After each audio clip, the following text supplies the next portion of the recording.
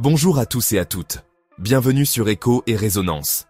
Aujourd'hui, nous plongeons dans l'un des mystères les plus captivants de l'histoire, l'Atlantide. Véritable civilisation ou simple mythe? Ce conte ancien continue de fasciner les chercheurs, les écrivains et les rêveurs. Pourquoi une civilisation supposément disparue intrigue-t-elle encore autant?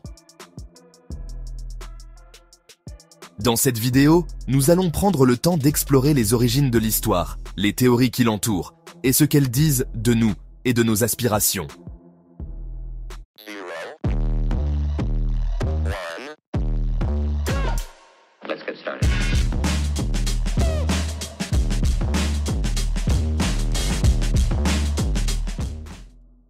L'histoire de l'Atlantide captive l'humanité depuis des siècles.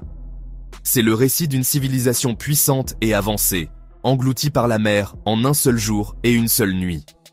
La légende a inspiré d'innombrables livres, films et théories, chacun tentant de percer ses secrets.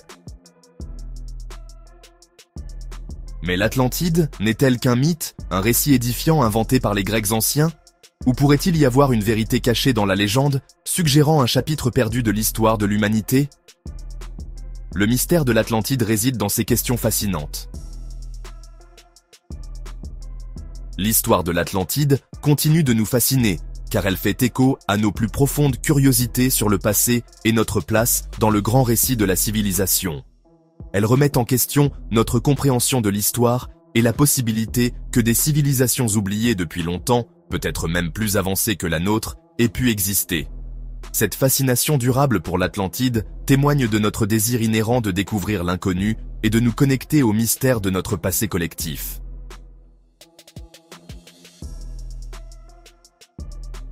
La recherche de l'Atlantide a pris de nombreuses formes, de la recherche universitaire aux explorations sous-marines et même aux investigations psychiques. Certains pensent que le récit de Platon est une description littérale d'une véritable nation insulaire, disparue suite à une catastrophe. D'autres interprètent l'histoire comme une allégorie, un récit moral sur les dangers de l'orgueil démesuré et la nature cyclique des civilisations. Quelle que soit l'interprétation, l'héritage durable de l'Atlantide réside dans sa capacité à stimuler notre imagination et à nous rappeler que notre compréhension du passé est en constante évolution. La recherche de l'Atlantide est en quelque sorte une recherche de nous-mêmes, de nos origines et de notre potentiel.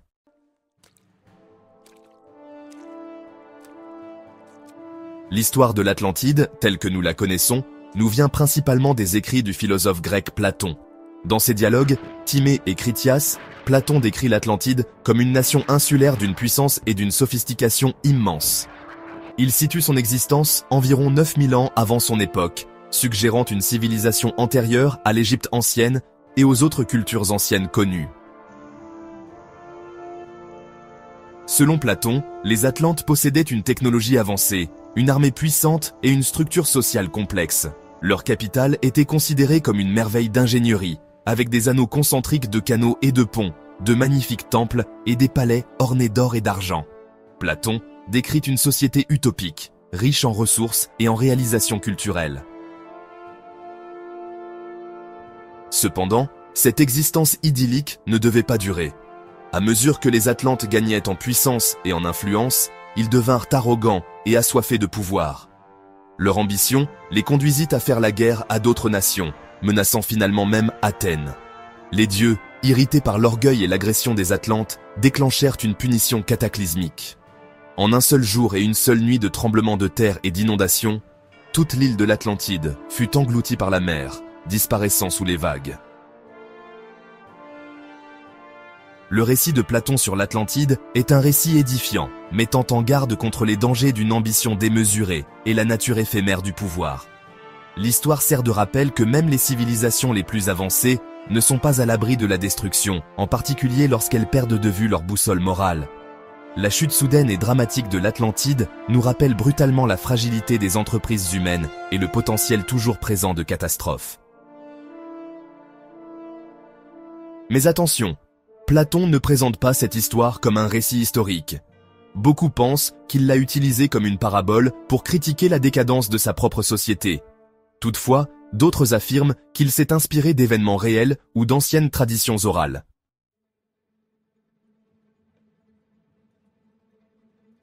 Les descriptions vivantes de Platon sur l'Atlantide ont suscité d'innombrables tentatives pour trouver des faits réels à ce récit, localiser l'île et déterminer si la cité perdue est plus qu'un simple mythe.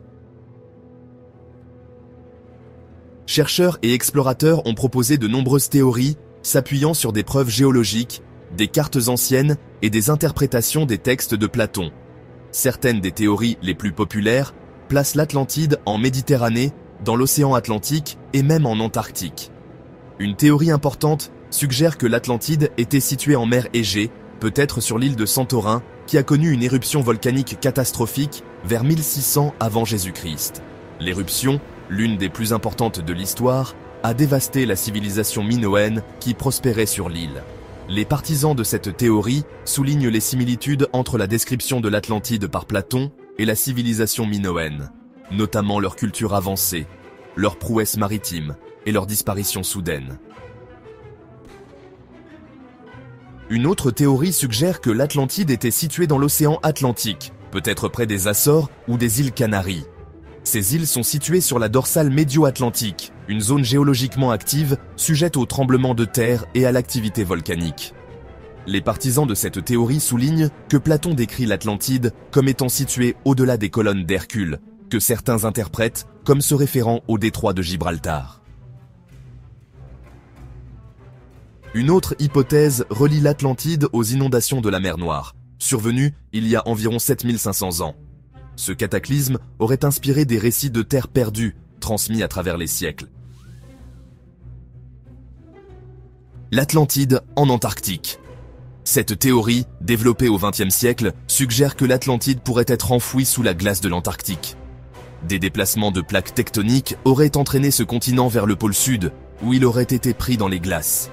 Bien que ces théories offrent des possibilités fascinantes, aucune n'a fourni de preuves concluantes pour prouver définitivement l'existence de l'Atlantide. L'absence de preuves archéologiques définitives, combinée au défi de l'exploration sous-marine, continue d'alimenter le débat et les spéculations. Malgré le manque de preuves concrètes, la recherche de l'Atlantide continue d'inspirer la recherche scientifique et de repousser les limites de notre compréhension du monde antique. Au-delà du domaine de la recherche scientifique, l'Atlantide occupe une place importante dans les croyances ésotériques et New Age. Dans ces interprétations, l'Atlantide est vue non seulement comme une civilisation perdue, mais aussi comme un symbole d'illumination spirituelle et d'âge d'or de l'humanité. Les adeptes pensent que les Atlantes possédaient des connaissances spirituelles avancées et des capacités psychiques, qu'ils utilisaient pour créer une société harmonieuse et utopique. Dans certains enseignements New Age, l'Atlantide est liée au concept de Lémurie, un autre continent perdu, légendaire, souvent décrit comme un paradis spirituel. L'Atlantide et la Lémurie sont considérés comme représentant une époque où l'humanité vivait en harmonie avec la nature et possédait un niveau de conscience plus élevé. La chute de l'Atlantide, dans ce contexte, est considérée comme un récit édifiant sur les dangers du déclin spirituel et de la perte de connexion avec le divin. La théosophie, une philosophie spirituelle popularisée à la fin du XIXe siècle, intègre l'Atlantide dans sa cosmologie. Elena Blavatsky, figure fondatrice du mouvement théosophique au XIXe siècle, a popularisé l'idée que les Atlantes faisaient partie d'une race racine, ayant précédé l'humanité moderne. Leur destruction symboliserait une leçon spirituelle pour l'humanité. Selon les enseignements théosophiques, les Atlantes possédaient des pouvoirs psychiques et une technologie avancée. Mais leur mauvaise utilisation de ces pouvoirs a conduit à leur chute. L'histoire de l'Atlantide, dans ce contexte, sert de rappel de l'importance du développement spirituel et des conséquences de l'abus de pouvoir. Toujours dans la culture New Age, les cristaux d'Atlantide sont devenus des symboles de puissance et d'harmonie. On attribue à ces artefacts imaginaires la capacité de guérir et de révéler des vérités profondes. Bien que ces interprétations ésotériques de l'Atlantide ne soient pas étayées par des preuves scientifiques, elles continuent de résonner auprès de ceux qui recherchent un sens plus profond et une compréhension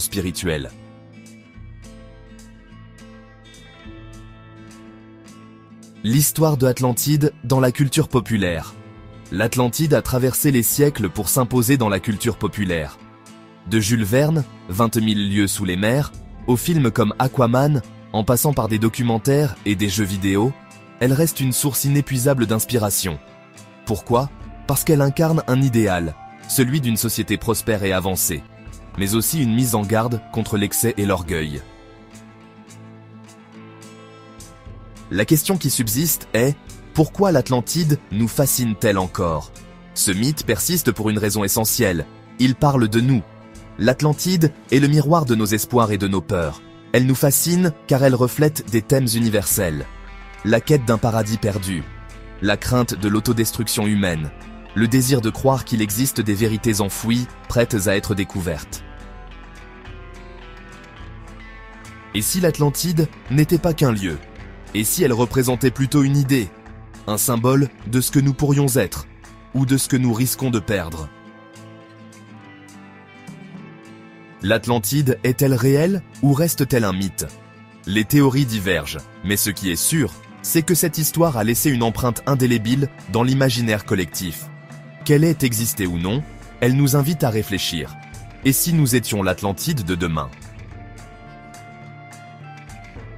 À vous maintenant de me dire ce que vous en pensez en commentaire. Et si la vidéo vous a plu, n'hésitez pas à la liker, la partager et à vous abonner à la chaîne si ce n'est pas déjà fait. Moi, je vous dis à bientôt pour une nouvelle vidéo.